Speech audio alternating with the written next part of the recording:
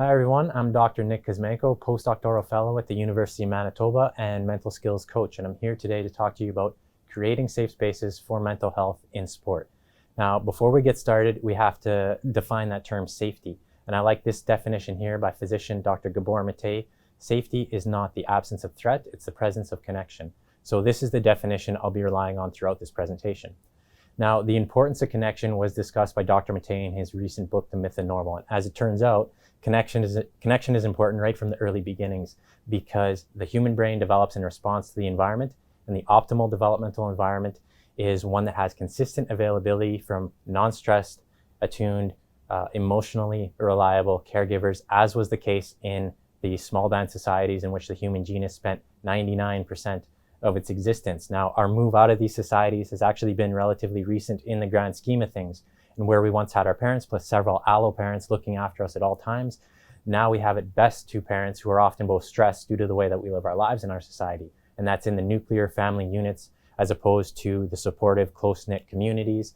And of course, stressing about jobs and promotions and things like that. Now, it's very difficult under these circumstances for the child's developmental needs to be met, hence many of the mental health issues we see in society now. And then going forward into adulthood, we know that social isolation increases our risk for chronic physical illness, as these two quotes point out. We also know that the suppression of our emotions, our authenticity, activates our sympathetic nervous system. And when that happens, it's a stress response that can also increase our risk for physical illness. So authenticity is important too.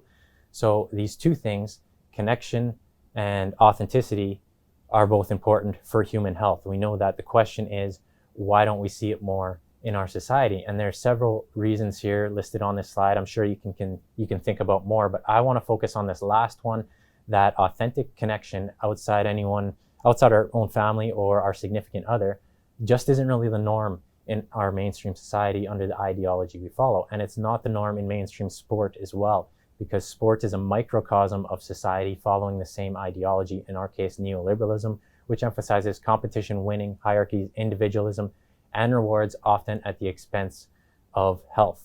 And this is in stark contrast, of course, to the small band societies in which the human genus spent 99% of its existence, or in other words, the societies that our brains are actually geared to live within. So then the question becomes, what do we do? How do we go about changing things and creating safe spaces for mental health in sport? And I say that we have to go from team to community, and I have 3 steps or strategies for how to do that. Number 1 is listen, number 2 is welcome authenticity, and number 3 is set an example. So with respect to listen, we're in a culture where we're always encouraged to have our voices heard, to speak up and have our voices heard. Now, I don't think we grow when we're talking. I think we grow best when we're listening and reflecting. So what are some practical tips for how to do that? Now, the next 3 tips come from a very helpful video called Brene Brown on empathy versus sympathy, which you can find on YouTube. Number 1, don't try to silver line things, because when we do that, we reduce people's experiences. Instead, we want to validate people's experiences, because when we do that, we send the message that the people we're listening to are valid and that they're real and important. Number 2 is choose to show empathy. So when you're listening to someone, really think about how they're feeling and how they're being affected by what's going on in their lives. And of course, as coaches, you're problem solvers, I know that, but rarely can we solve people's problems when it comes to mental health. Okay, so often it's about connection anyway, and you can provide that, but you have to be okay with feeling powerless. I know, again, as coaches, you're tasked with doing and achieving, so this might be difficult, but again, if anyone has said that creating safe spaces was easy, they were lying to you. And so we must get comfortable being uncomfortable with respect to feeling powerless and with respect to hearing things that are hard to hear and having those difficult conversations. Now, number 2 is welcome authenticity. So instead of being reactive to people's emotions and behaviors, try to consider reasons why they might be feeling or behaving the way that they are, which requires you, of course, to go back to step 1 and be open to listening. Now, you may find that they just need time and space to feel things. Provide them with that and let them know that you're there for support if and when they want that. And of course, check in periodically. As one of my advisors, Dr. Hallis, once told me, sometimes we have to cast our lines and reel ourselves to the fish. And now lastly, set an example. So remember that we're both givers and receivers, and sometimes we're the ones that need support.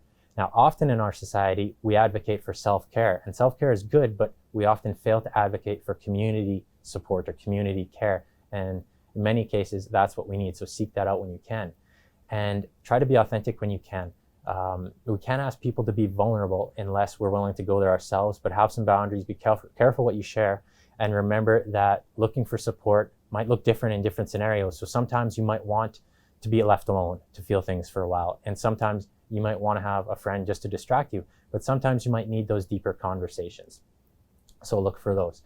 And then lastly, look for contribution outside athletic performance on your teams. This is an idea I got from NAU track coach Mike Smith, who discussed it on the Magnus and Marcus podcast a few years ago. So how can we go about asking athletes on our teams to contribute in ways that emphasize connection and authenticity in our case? Now, I'll often tell athletes that, hey, the medal you won us this year, although that's great, it does little for us next year. But if you work to create a good culture on your team this year, that's something that could live on well beyond your final days with the team. And some of those athletes might be coaches one day, and that's the culture that they can bring with them into the coach setting. Now, we're quick to reward the goals and assists, but less often do we reward the less tangible things that just keep athletes showing up to practice and feeling good, such as the emotional support. So when you see athletes and even coaches engaging in those things, thank them for it. Let them know it's valued on your team and in the sports setting in general. Encourage it. And by doing so, you'll be looking ahead into the future to provide a brighter future for athletes and coaches.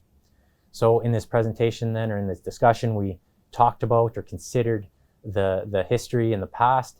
We've discussed things we can do in the present, and we've thought about the future. Now, my hope is that you can take something from this that'll help you go from team to community in your sports setting. Take care, and thank you for listening to me today.